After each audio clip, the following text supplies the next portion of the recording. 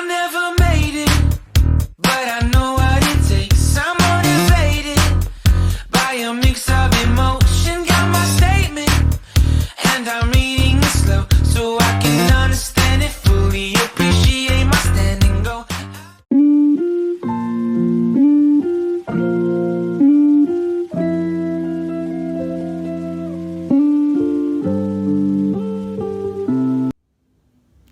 Assalamualaikum warahmatullahi wabarakatuh. Halo adik-adik semua. Kali ini kita akan belajar mengenai tema 5, mengenai pahlawanku. Nah, sebelumnya kali ini saya akan mengaitkan pembelajaran tema 5 dengan pembelajaran PKN atau Pendidikan Kewarganegaraan. Mengenai pahlawanku, apakah adik-adik semua tahu apa itu pahlawan? Ya, pahlawan berarti orang yang menonjol karena keberanian dan pengorbanannya dalam membela kebenaran.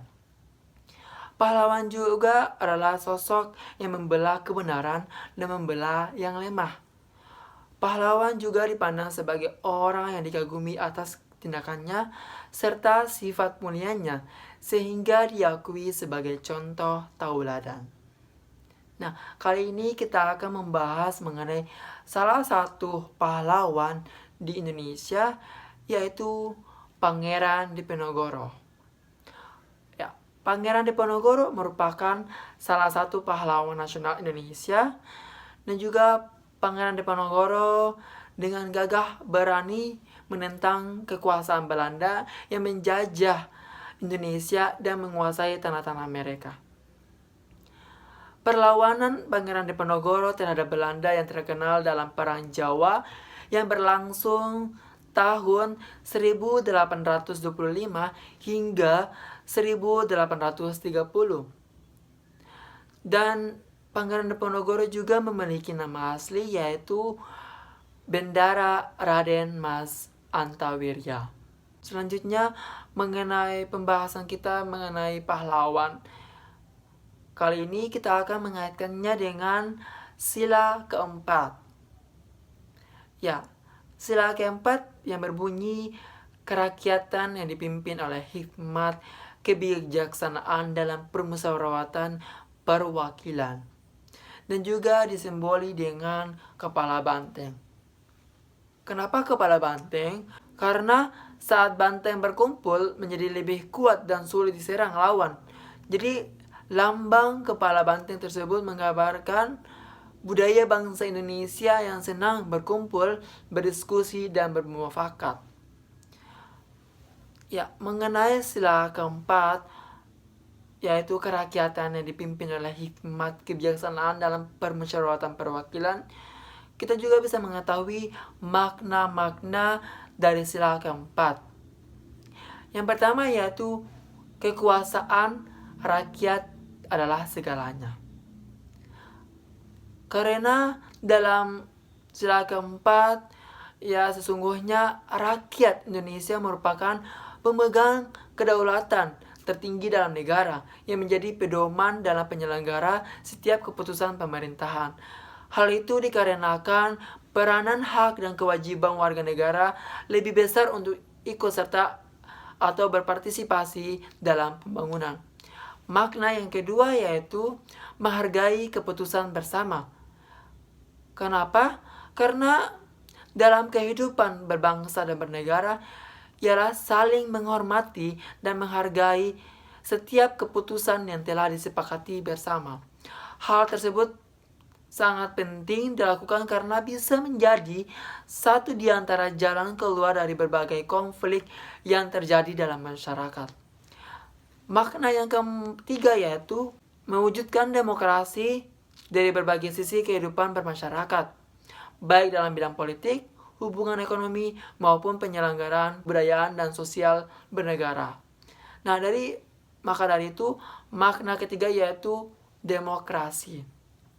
Nah, makna selanjutnya yaitu mufakat. Karena pengambilan segala bentuk keputusan bersama yang mengutamakan berbagai prinsip-prinsip sesuai dengan ideologi kebiasaan masyarakat, yakni musyawarah untuk mencari mufakat. Dan makna yang terakhir yaitu berani bertanggung jawab. Karena memberikan rasa tanggung jawab dalam melaksanakan keputusan, hal ini tentu saja menjadi hal yang mutlak, mengingat tanpa adanya rasa tanggung jawab, kebijakan akan menyimpang dari segala kebutuhan masyarakat. Selanjutnya, sila keempat juga memiliki dampak kepada kehidupan sehari-hari kita. Karena kenapa? Yang pertama, mengutamakan pengambilan keputusan dengan musyawarah mufakat untuk menyelesaikan setiap permasalahan dalam kehidupan kita. Apabila hal tersebut berkenan dengan kepentingan dua orang atau lebih. Yang kedua, ikut serta dalam pemilihan umum dengan menggunakan hak pilih serta mengajak orang lain untuk menggunakan hak pilihannya. Yang ketiga yaitu mencalonkan diri atau mengajukan seseorang untuk menjabat suatu jabatan tertentu sebagai suatu di antara perwujudan demokrasi. Yang keempat yaitu tidak melakukan paksaan pada orang lain agar menyetujui apa yang kita katakan atau lakukan. Begitu pula sebaliknya.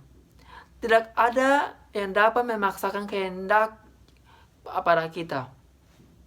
Yang kelima, menghormati hasil musyawarah sekalipun bertentangan dengan pendapat kita dan melaksanakan dengan sepenuh hati. Dan yang terakhir, mengawasi dan memberikan saran terhadap jalannya penyelenggaraan kedaulatan rakyat yang dilakukan oleh pemerintah. Nah, adik-adik semua, dari penjelasan mengenai makna sila keempat yang juga berdampak kepada kehidupan sehari-hari, coba adik-adik semua kaitkan dengan video perjuangan Pangeran Diponegoro. Apa-apa saja makna yang kita bisa ambil dari video tersebut dan juga kaitkan dengan sila keempat.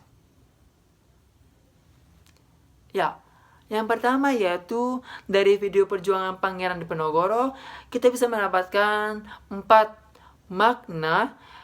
Yang pertama, selalu bermusyawarah. Karena Pangeran Diponegoro selalu bermusyawarah dalam mengatur strategi melawan Belanda. Yang kedua, selalu voting. Karena Pangeran Diponegoro juga selalu meminta kesepakatan bersama untuk mencapai mufakat. Yang ketiga, merakyat. Alasannya karena Pangeran Diponegoro dari kalangan bangsawan, beliau juga selalu membaur dengan rakyatnya tanpa harus melihat latar belakangnya. Yang keempat, yaitu pemimpin yang bijaksana. Alasannya adalah Pangeran Diponegoro sangat bijaksana dalam memimpin rakyatnya. Nah, itu adalah makna dari perjuangan Pangeran Diponegoro dan kita kaitkan dengan sila keempat. Ya, mungkin itu saja adik-adik semua. Sampai jumpa di pelajaran selanjutnya. Assalamualaikum warahmatullahi wabarakatuh.